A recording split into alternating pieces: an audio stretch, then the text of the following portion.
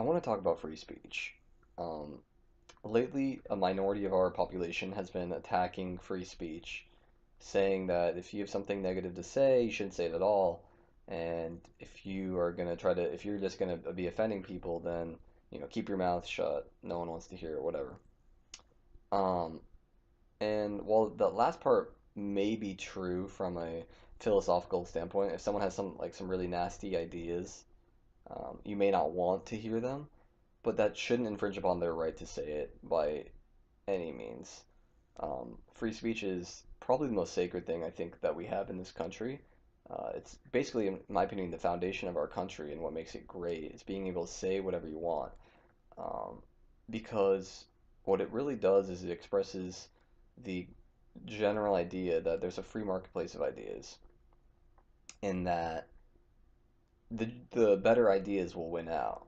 Um, I think that's the core principle of free speech because you allow people to say whatever they want, and which is essentially believing whatever they want. Because if you can create a religion where it's having an idea of fuck you to everybody, you should be able to. Um, I'm not saying that that's something that I would promote or that people should promote. I don't believe in that personally, but the whole thing with free speech is allowing for stuff like that, where you can have um, people sort of expressing their ideas and trying to find themselves through whatever belief systems are just open and out there. And in general, the, what we've seen is, you know, ones winning out that are generally more positive, I would say.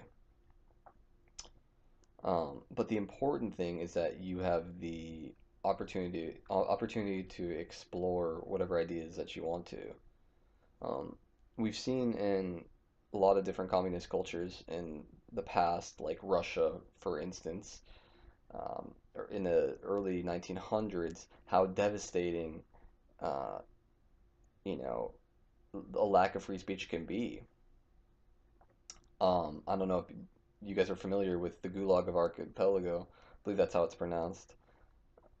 Um, but basically, uh, in Russian history, there were a lot of like prison camps going on where citizens would just be pulled from their houses in the middle of the night and thrust into these prison camps for maybe no reason at all. But sometimes those who were, they might have been working on controversial work as professors. They might have said something that was questionably non-patriotic.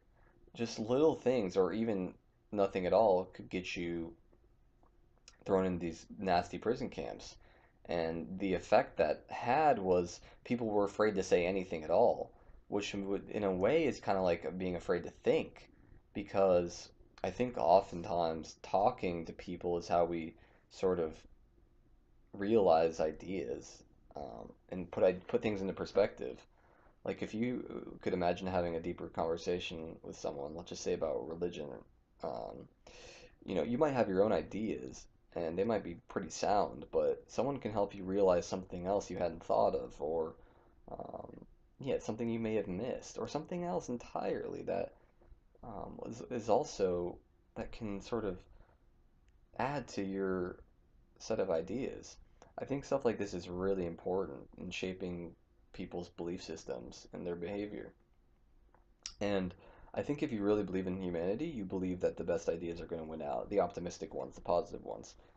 And promoting free speech is believing in humanity to overall, in general, do right, to do good, and believe in good things. And I think overall we have seen that. And I'm not going to say our country is perfect. We do have a lot of issues. However, there is a lot of positivity, and it's one of the best countries in the world to live in. Um, at least in it's a top tier country at least. I love our country, but you have to promote free speech because even if that means there's some Nazis running around, that means that people are not being controlled by force. You have to think about things on a continuum.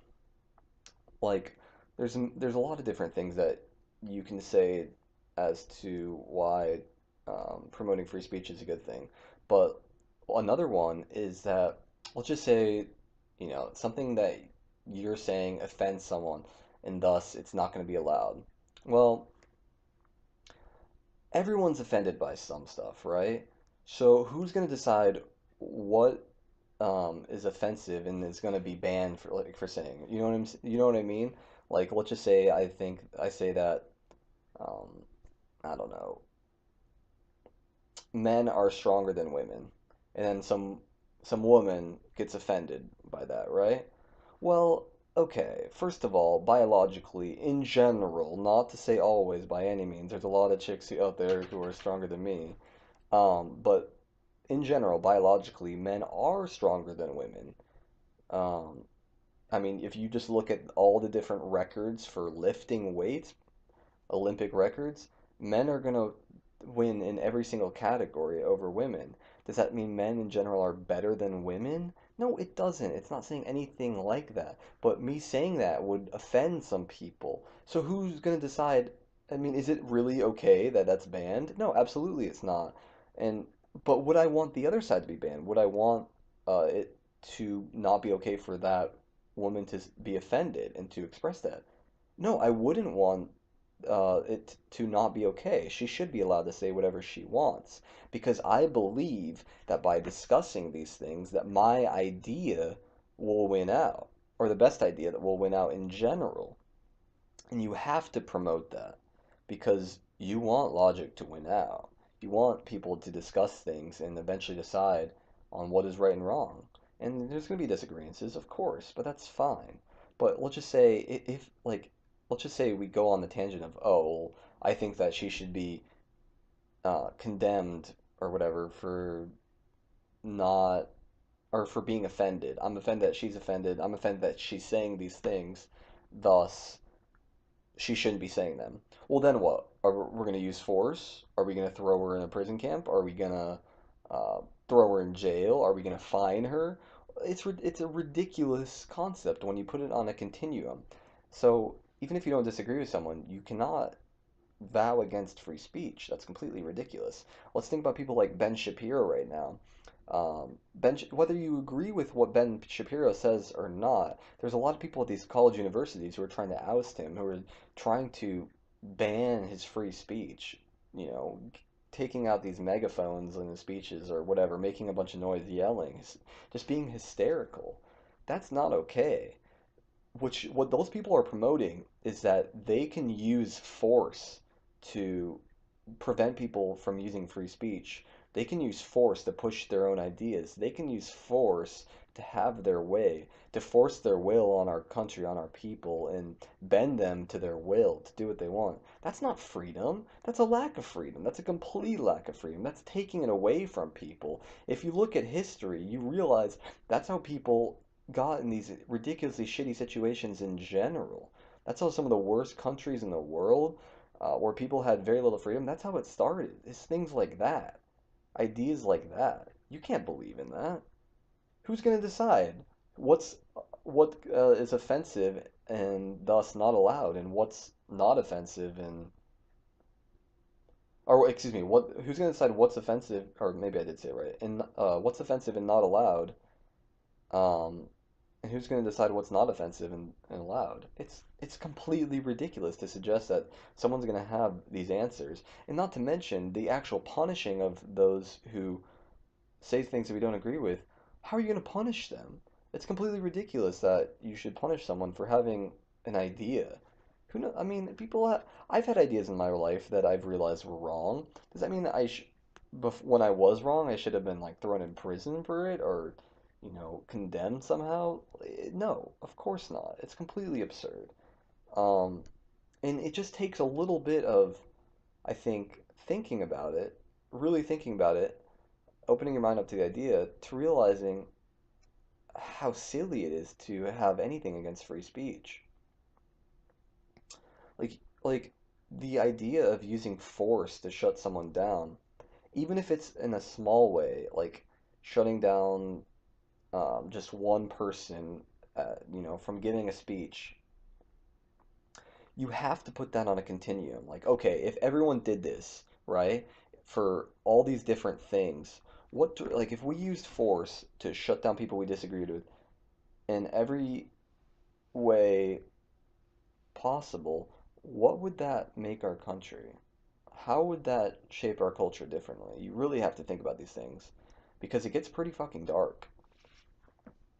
Another example, also with Ben Shapiro, there was this professor at some university saying, like he was talking to his students or something and saying that if he was in the same room as Ben Shapiro, he wouldn't talk to him, but he would fight him in some sort of MMA style, like whatever fight, right? Okay, well, let's talk about that for a second, man.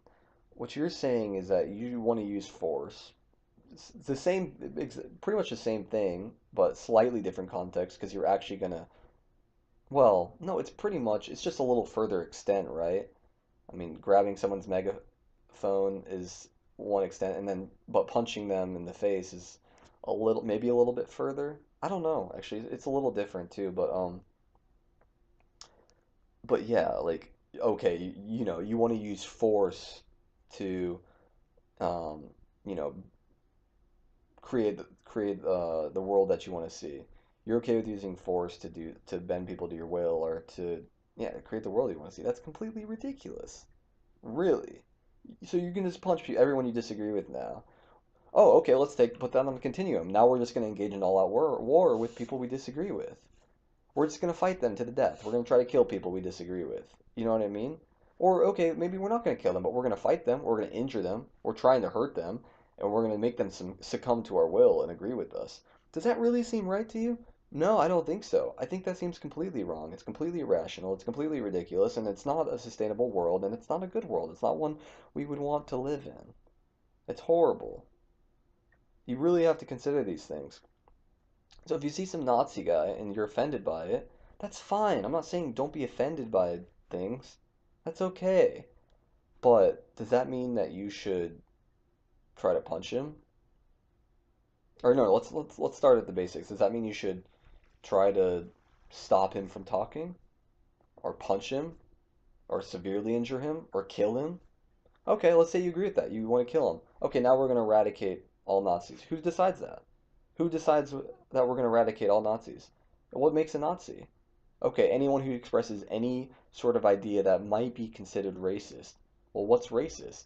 And in whose eyes? Because what's racist in my eyes might not, or might be different than what's racist in someone else's eyes. So who's going to decide what's racist and what's not? You know what I mean? How are we going to establish criteria for deciding these things? And not to mention, it's okay to kill all Nazis. So what? We're okay with genocide now? Just wiping out parts of civilizations? Really? How do you want to do it? Are you going to gas them? Are you going to line up a firing squad? I know these things are eerie to consider, and obviously I'm not a proponent of these things at all, but it's important to really consider the depths of what you're pushing when you are in these type of political situations, when these things are right in front of you. So in my opinion, the most appropriate thing, let's just say you see a Nazi who's got a megaphone on the street, um, you know, talking about his ideas, whatever. I don't know. You could try to talk to him, understand his ideas, maybe have a debate and see if you could make points to change his mind, convince him of something. And if not, I don't know. Maybe you go about your day. I mean, obviously he's on the street. I mean, I'm not at least at that time he's not killing people, and if he is, you have to believe in the justice system to try to prevent it or to do something about it. There's a lot of skinheads in jail who did a bunch of crimes. You know, the point is you have to believe in free speech because not believing in it is so much. It is so dangerous. It's just so dangerous, especially if it was affected on a political scale, like actual change, like where you know it was okay to use force to deal with people who had ideas that were different than your own. So just keep these things in mind when you're considering all these attacks on free speech and just be wary.